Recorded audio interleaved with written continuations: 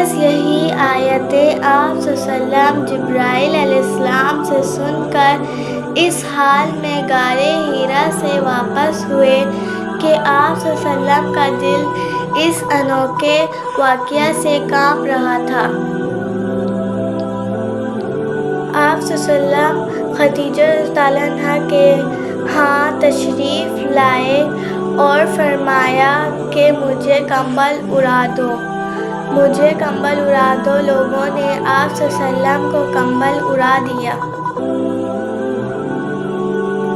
جب آپ صلی اللہ علیہ وسلم کا درد جاتا رہا تو آپ صلی اللہ علیہ وسلم نے اپنی زوجہ محترمہ خدیجہ رضی اللہ عنہا کو تفصیل کے ساتھ یہ واقعہ سنایا اور فرمانے لگے کہ مجھ کو اب اپنی جان کا خوف ہو گیا ہے۔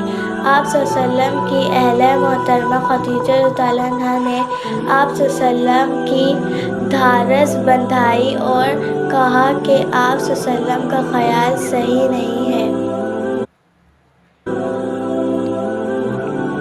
اللہ کی قسم آپ کو اللہ کبھی رسوا نہیں کرے گا۔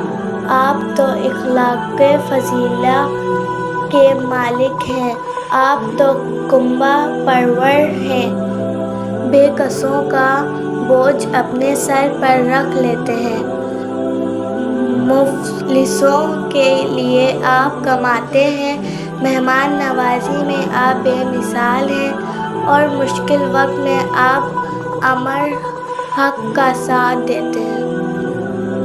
ایسے اوصاف حسنہ والے انسان یوں بے وقت ذلت و خواری کی موت نہیں پا سکتے۔